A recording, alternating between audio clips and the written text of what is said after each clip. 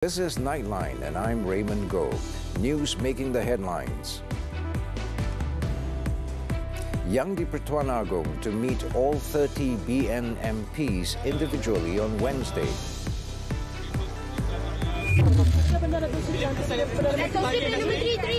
Tak ada apa-apa keputusan lagi setakat ini. Dato' Sri Anwar says no decision made by King yet on who will be the next Prime Minister. Sejak awal lagi, kami tidak akan bekerjasama dengan PH, Pakatan Harapan. Itu pendirian parti kita. Tan Sri Muhyiddin turns down King's proposal on unity government with Pakatan Harapan.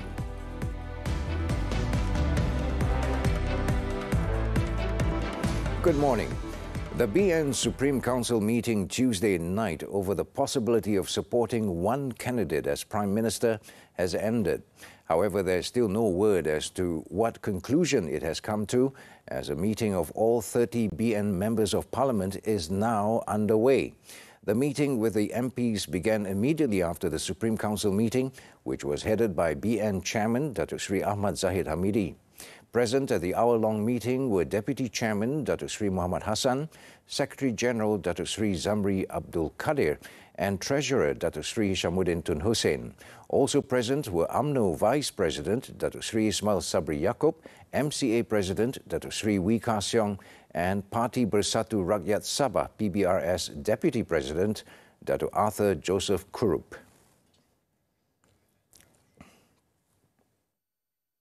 Wednesday at 10:30 a.m. This is the time slot given by the Yang di-Pertuan Agong to meet with all 30 Barisan Nasional BN members of Parliament, MPs. And the meeting is a one-on-one between each MP and the King.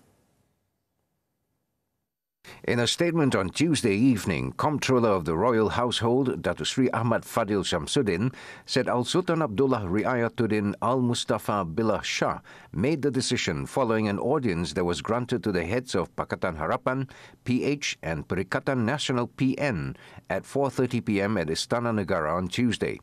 He said the next process is an audience with 30 Dewan Rakyat members from BN. The palace explained that such process is to ensure that the king will be able to make a decision to appoint a member of the Dewan Rakyat who, in his opinion, has the majority confidence of Dewan Rakyat members to be Prime Minister. And that is as stipulated under the federal constitution. The king had called on the public to be patient and calm until the process of forming a new government and the appointment of the 10th Prime Minister is concluded. The Yang di-Pertuan Agong also called on the Rakyat to pray for a smooth process and for the people to always be blessed and protected from any form of calamity and harm. And while meeting the media just outside the palace, this was the King's message to the people. Sabah, terima keputusan rakyat, terima keputusan wakil-wakil rakyat, dan terima keputusan Yang Pertuan Agong. Yeah, please be rational, yeah, and we have to move on. Kita perlu bergerak ke hadapan, ya, untuk negara kita yang tercinta ini. For Dato' Sri Anwar, the King's message is clear, and that's to form a unity government which is inclusive.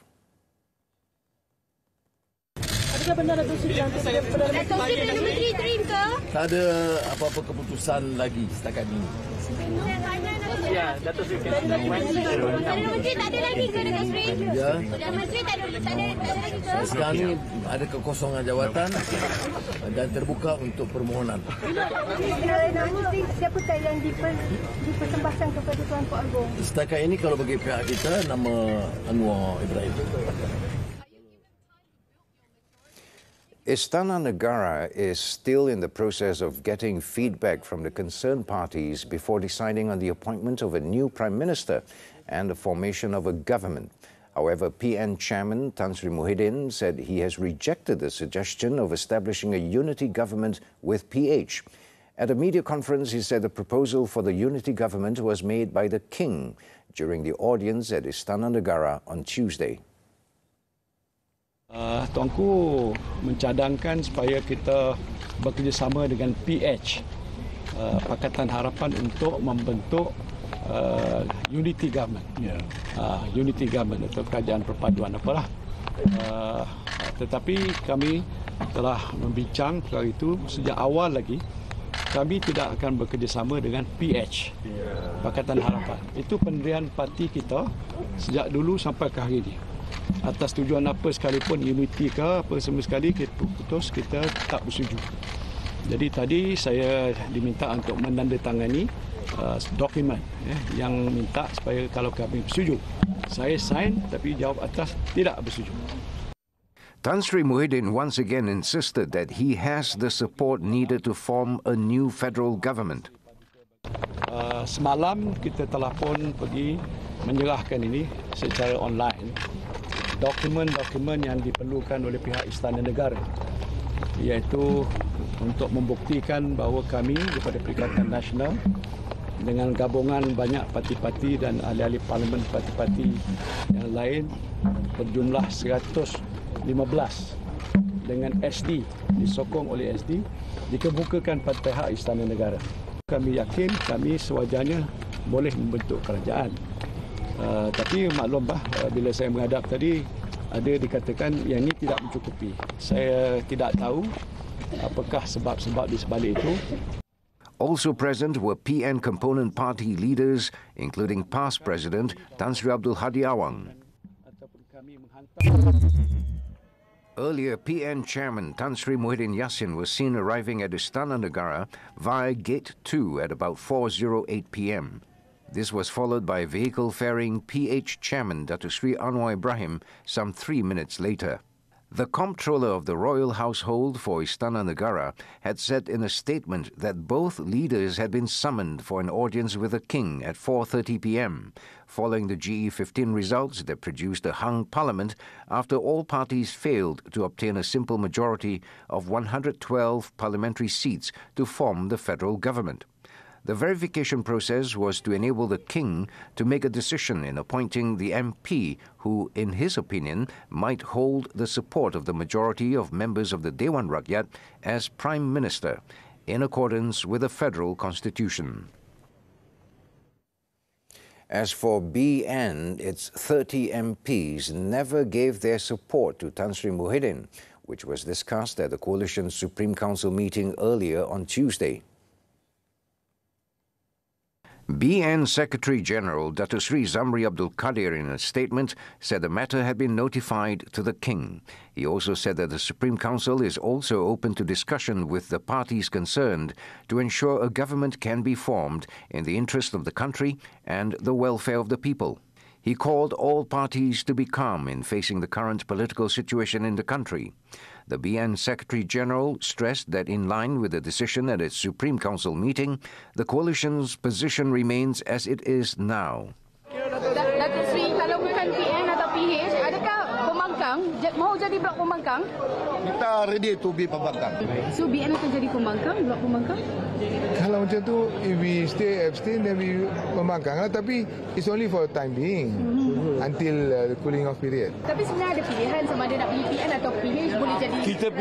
Kita pilih tak masuk mana-mana. Kita hormat pendirian rakyat. Okey, semua tenang. Ya ke betul? Tenang.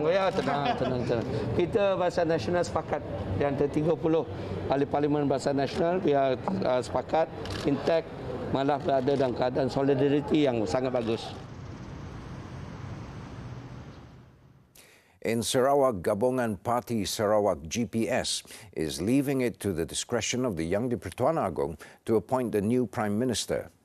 GPS is also of the opinion that the people's mandate during GE15 should be respected. The Sarawak Premier's office, in a statement, said the interests of the country and the establishment of a stable government should be above personal interests. Earlier, GPS had put forward a proposal to form a government that involves their participation together with PN, BN and Gabungan Rakyat Sabah GRS. This after the GE15 results, which saw no party successfully obtaining a simple majority to lead the federal government.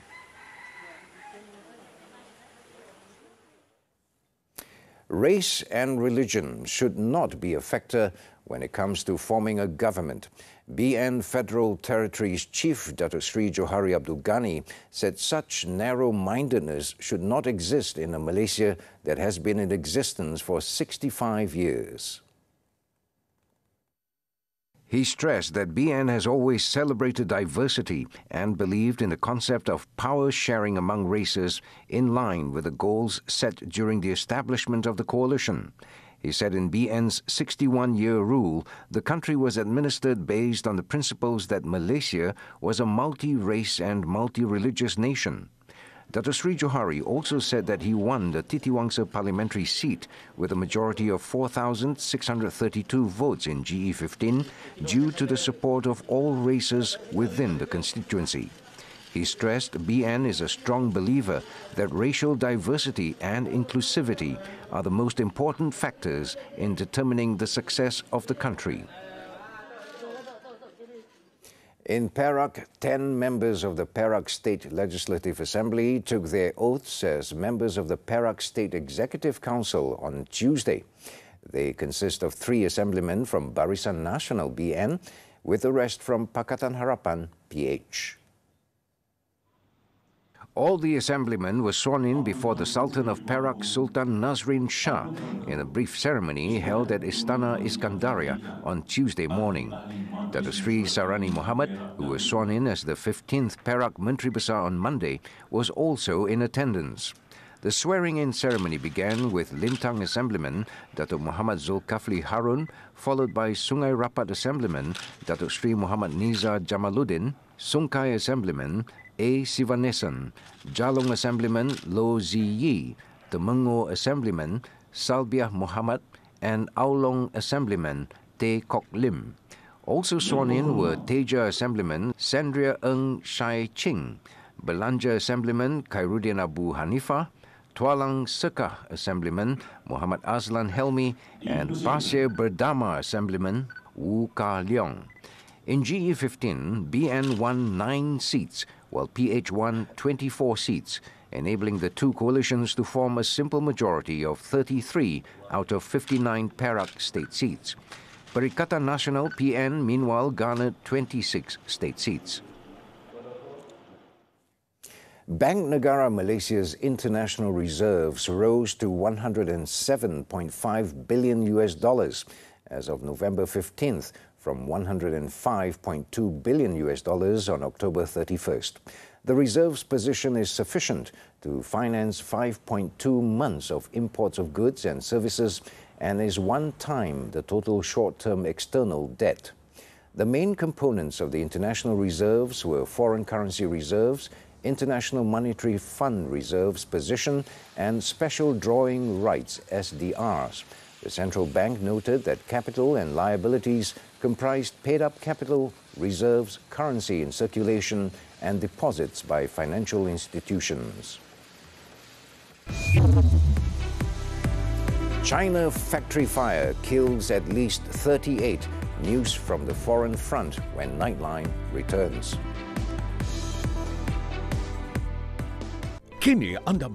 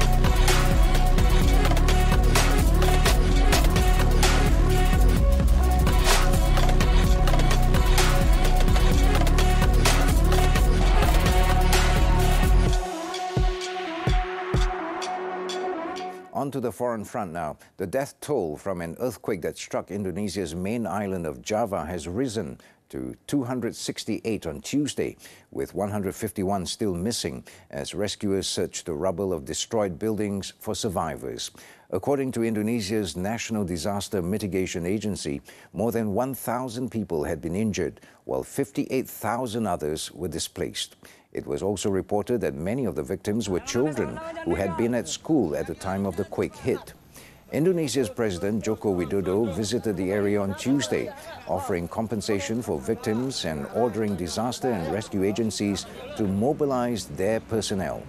The 5.6 magnitude quake struck the mountainous region on Monday, causing landslides that buried entire villages near the West Java town of Cianjur. The quake, which struck at a shallow depth of 10 kilometers, was followed by dozens of aftershocks, which caused more damage as poorly built homes collapsed.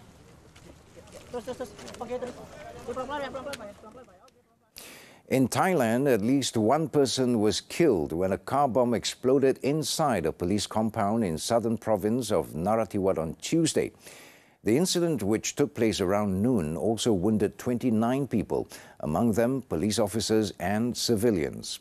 According to Narathiwat Governor Sanan Pongakson, a suspect had driven a car into police accommodation before abandoning the vehicle. A bomb then exploded shortly after the car was parked, and police were checking security camera footage to identify the suspect and investigating possible motives. So far, no one has claimed responsibility for the attack. Provinces in southern Thailand along the border with Malaysia have seen a decades-long low-level insurgency in which the Thai government has battled shadowy groups seeking independence for the predominantly Muslim provinces of Patani, Yala, Narathiwat and parts of Songkhla. Over in China, 38 people were killed after a factory in Anyang City caught fire on Monday. Authorities said 2 other people were injured and 2 were missing, adding that an unspecified number of suspects in connection with the blaze have been detained. Preliminary findings showed that the fire was caused by violations of electrical welding protocols. The fire, which broke out at about 4 p.m. local time, took nearly 7 hours for firefighters to put out. China has seen a spate of industrial accidents in recent years that have left scores dead, raising concerns about public safety.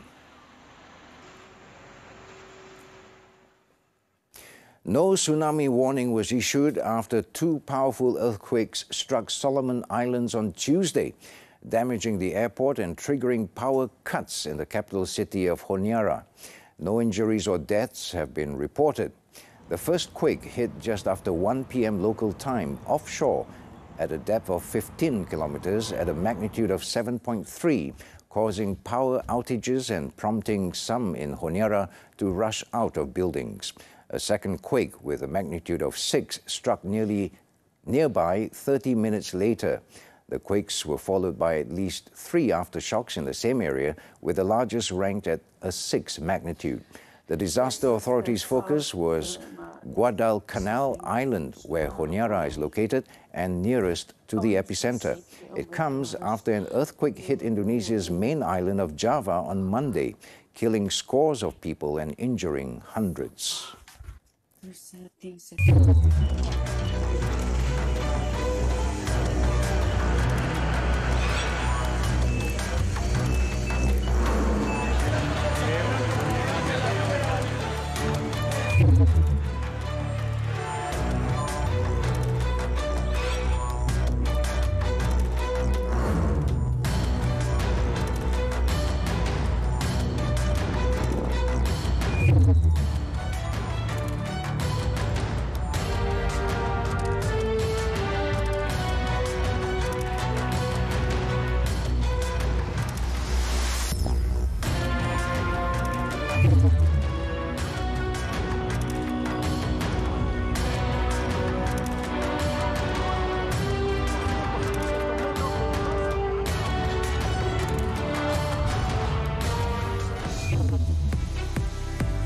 Argentina suffer embarrassing defeat. Action from the World Cup when we return.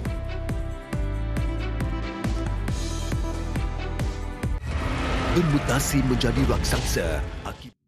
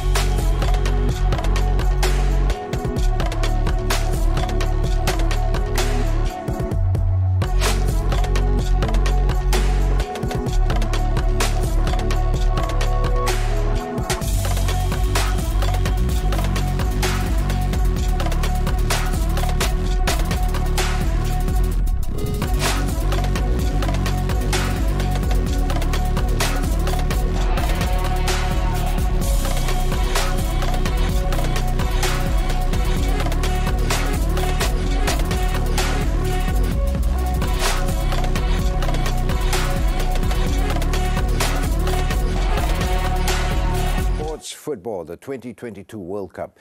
Denmark had to be satisfied with a share of points after they were held to a goalless draw by Tunisia in their Group D opener on Tuesday night. Tunisia managed to put the ball in the net after 24 minutes, but the goal was disallowed for offside.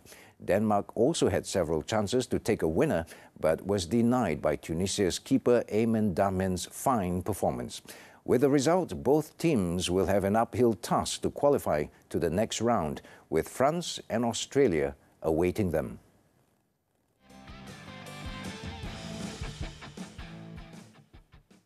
Earlier, Saudi Arabia recorded the biggest upset of the tournament so far as they claimed a shocking 2-1 victory over favourites Argentina in their Group C encounter on Tuesday. Argentina looked set for an easy victory when they opened the scoring after just 10 minutes. Lionel Messi calmly sent Saudi's keeper to the wrong side from the penalty spot. The lead lasted until 3 minutes into the second half when Saudi equalized through Saleh Al-Shari's low shot. The biggest moment of the game came in the 53rd minute when Salim Al-Dawsari curled in a scorching strike from the edge of the penalty area, ending Argentina's 36-match unbeaten run.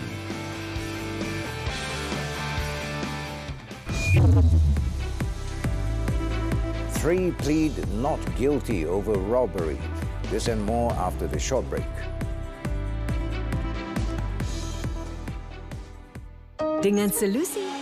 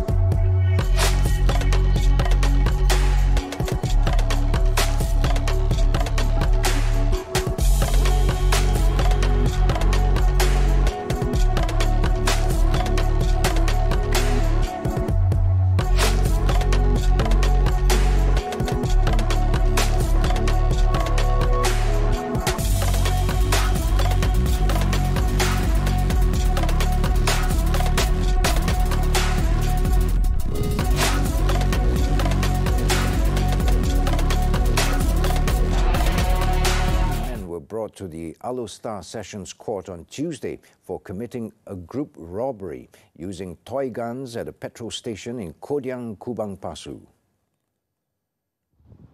The three accused pleaded not guilty to the charges read to them before Judge Juraida Abbas. According to the charge sheet, the three men were accused of committing the robbery against a 24-year-old individual armed with a toy gun at a petrol station in Kodiang, Kubang Pasu on November 12th. They were charged under the Penal Code for committing gang and armed robbery, which provides a maximum 20 years jail term and caning if convicted. The court allowed the three accused to be bailed at 5,000 ringgit with one surety, and all of them have to report to the nearest police station every first day of the month until the case is resolved. The court then set December 29th for mention. In Malacca, an international drug syndicate's tactics of making Pulau Malacca as a new route to distribute shabu abroad failed when its member was arrested in a raid early Tuesday. State Police Chief Dato' Zainul Sama said the raid was carried out by the Malacca Narcotics Criminal Investigation Department and the Johor General Operations Force at midnight. He said police managed to apprehend a 50-year-old man who is the suspect and confiscated shabu weighing 23.1 kilograms, estimated to be worth over 800,000 ringgit. All the seized drugs are believed to be marketed to neighboring countries. The suspect, who had 4 previous criminal records, is remanded for 7 days until November 28th to facilitate probe under the Dangerous Drugs Act 1952.